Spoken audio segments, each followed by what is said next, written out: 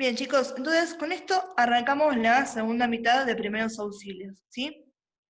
Una de las cosas más importantes que tenemos cuando hablamos de primeros auxilios y de la atención a la víctima es establecer un orden de prioridades. Yo, como socorrista o como persona que va a prestarle atención a otro ser humano, tengo que ser ordenado, tengo que ser calmo y tengo que tener una idea de qué es lo que voy a hacer. Por eso que les comentaba recién, ¿sí? Hay determinadas acciones las cuales yo tengo que tomar porque de el accionar temprano sobre esa circunstancia depende la vida del paciente.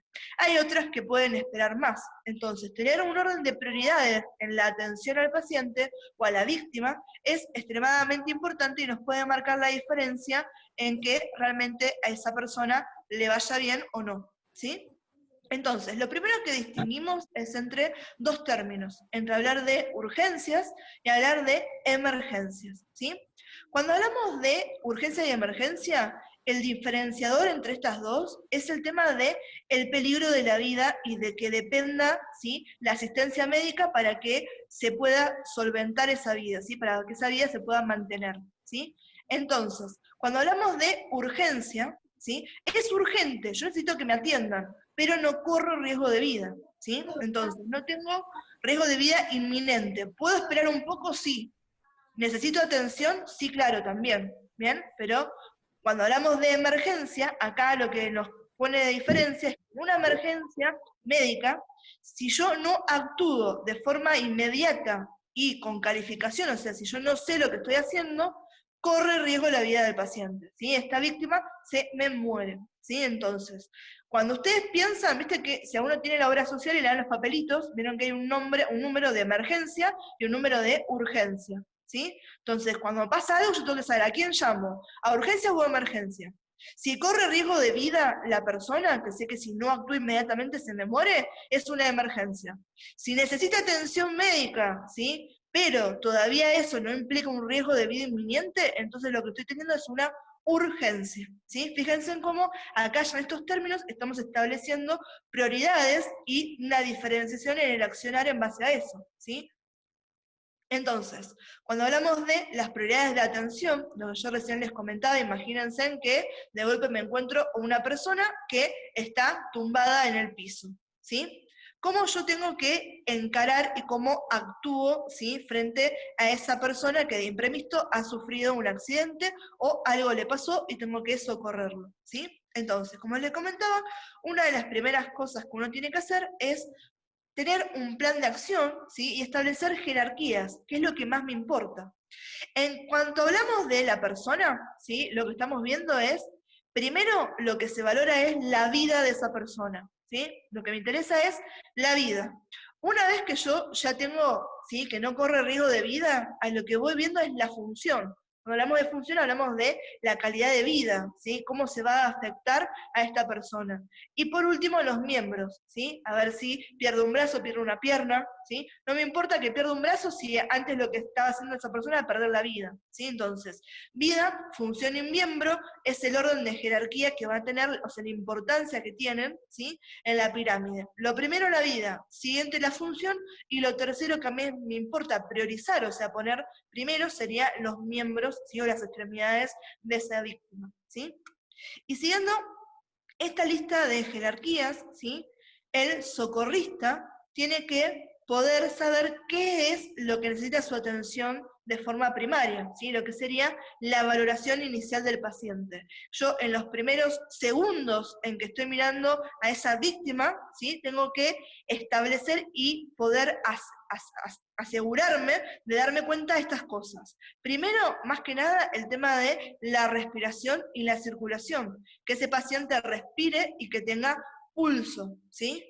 Luego estamos hablando de las hemorragias y el shock, ¿sí? Quiero saber si ese paciente está, o esa víctima en realidad, se está por desangrar, si tiene una hemorragia masiva, si está en un estado de estupefacción porque entró en shock, ¿bien?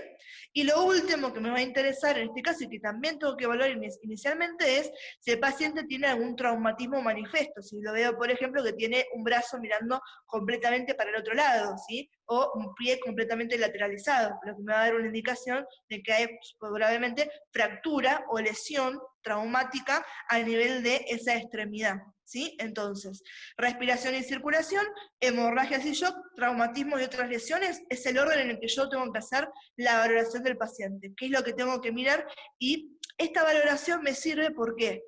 Porque yo cuando me aseguro que no tiene uno, actúo como con los segundos, ¿sí? Si yo veo que no respira y que no tiene pulso, eso es lo primero con lo que voy a tener que actuar.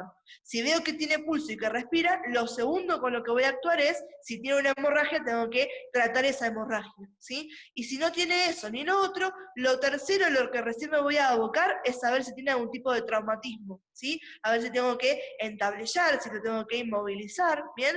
O si simplemente tengo que dejar al paciente, a la víctima ahí como está, ¿bien? Y no hacer nada hasta que llegue personal calificado, ¿bien? ¿Hasta acá se entiende lo que estábamos hablando? Sí. ¿Sí? Sí, profe. Bien, amores. Vamos entonces ahora con esa valoración inicial del paciente parte por parte, ¿sí? ¿Cuál es la definición de valoración inicial del paciente? Esto que les contaba recién, tenemos que explorar, asesorar esas constantes visuales, ¿sí? Esas constantes vitales del paciente, ¿bien? Y lo que tenemos que saber acá es, no me interesa acá el tema de hacer algo a profundidad, ¿sí? Generalmente acá lo que quiero es ver si está o no está. ¿Respira o no respira? Después me preocupo de saber cómo respira, ¿sí? Acá es, ¿está o no está? ¿Lo puedo ver o no puedo ver? ¿Sí? Todo lo que sería cualificativos o cuantificativos, a ir a profundidad, no forma parte de la valoración inicial. Esto se hace en el lugar del hecho, ¿sí? Con el paciente o con la víctima en el momento, ¿sí? Y acá es donde yo identifico todas las situaciones que suponen una amenaza inmediata para la vida de ese paciente o de esa víctima que se encuentra accidentada, ¿sí? Entonces yo me acerco, lo miro y en esos primeros segundos en que lo estoy mirando, ya tengo que hacer en mi cabeza toda esta valoración. Ahora, importante esto, esta valoración no es única, ¿sí? Mientras uno está atendiendo a la víctima, siempre tiene que estar atento a esto, ¿sí? Porque imagínense que el estado de este paciente o de esta víctima que está accidentado puede variar en un segundo. Entonces yo por ahí vi que tenía pulso, que respiraba, ¿sí? Que no estaba en shock, que no le veía ningún tipo de hemorragia aparente, y vi que tenía, ¿sí? Lateralizado un pie. Entonces pensé que o se había quebrado o tenía una fractura de cadera, por ejemplo. Y lo que hice fue enfocarme en inmovilizarle el pie para que no se le moleste para el posible traslado. Ahora, si yo estaba recontra remetida en el pie del paciente y no estoy prestando atención a lo que está haciendo, de golpe levanto la vista y el paciente lo tengo tirado así. Digo, ¿qué pasó? De golpe entró en shock porque no lo veía, pero tenía una hemorragia interna. Sí, se estaba desangrando internamente, no me di cuenta, y ahora el paciente sí está en shock y ahora me entró en parada cardiopulmonar. ¿Bien? Entonces, esa valoración es constante. Yo tengo que estar siempre chusmeteando al paciente a ver qué es lo que le pasa, ¿sí? A ver cómo está. Por eso lo que estamos dice acá abajo es un proceso continuo al que yo tengo que realizar periódicamente para ver cómo está evolucionando la víctima, ¿sí? Para ver si se mantiene que está bien o no, o si hay algo que de golpe ha subido en mis prioridades y qué es lo que tengo que atender, ¿sí? Entonces, valoración inicial son explorar las constantes vitales del paciente, saber si están o no están. Es inicial porque es lo primero que hago, ¿sí? Pero que no nos confundamos que esta valoración del paciente, si le sacamos este adjetivo de inicial, la tenemos que mantener siempre que estemos atendiendo a ese paciente, ¿sí? Cada vez que estemos con la víctima y que estemos en el papel de socorristas, tenemos que estar constantemente alertas a las constantes vitales de esa persona, ¿sí? Para ver cómo progresa y a ver si hay algo más que yo tenga que atender o de lo cual me tenga que preocupar para, ¿sí? Socorrer a ese paciente. ¿Bien? Entonces, ¿por qué es importante esta valoración? ¿Sí? ¿Por qué decimos que no tenemos que perder de vista el objetivo de por qué estamos haciendo esto? ¿Sí? Punto número 1, esa valoración nos sirve para qué. Esto sería, si yo les pregunto, chicos, ¿para qué sirve hacer la valoración inicial del paciente? ¿Sí? Punto número 1, me permite a mí determinar qué tipo de lesiones o qué le pasó a ese paciente, ¿sí? A esa víctima en realidad. ¿Bien? Establecer las prioridades de actuación, o sea, yo veo qué le pasa, qué tengo que hacer. Después, obviamente, adoptar las medidas necesarias en cada caso. Depende qué es lo que yo tenga que le esté pasando, qué es lo que tenga que hacer. No es lo mismo una hemorragia que una quemadura, que una picadura de abeja, ¿sí? O una fractura, ¿sí? Depende qué es lo que le pasó, qué es lo que puedo hacer en mis alcances, ¿bien? Y lo último, ¿sí? Es asegurar el correcto traslado de la víctima hacia un centro sanitario, ¿sí? Dependiendo de qué es lo que tiene esta víctima, ¿sí? Yo sé si el traslado tiene que ser inmediato en ambulancia, si hay forma de que yo me pueda arriesgar a movilizarlo, ¿sí? Entonces, esta valoración inicial es súper importante porque me está dando un montón de información en base a la cual yo voy a planificar el abordaje hacia esa víctima en mi papel de socorrista, ¿sí? Súper importante esto que hablamos recién. Entonces, vamos acá con respecto a cuál sería el camino que uno tiene que hacer cuando encontramos a una persona que se encuentra, ¿sí?, inconsciente o que se encuentra accidentada, ¿sí? Lo primero que tenemos que hacer cuando nos acercamos a esa persona es valorar lo que se llama el nivel de la conciencia, ¿sí? Queremos saber si, primero, bien tajante, ¿está consciente o no está consciente?, ¿sí?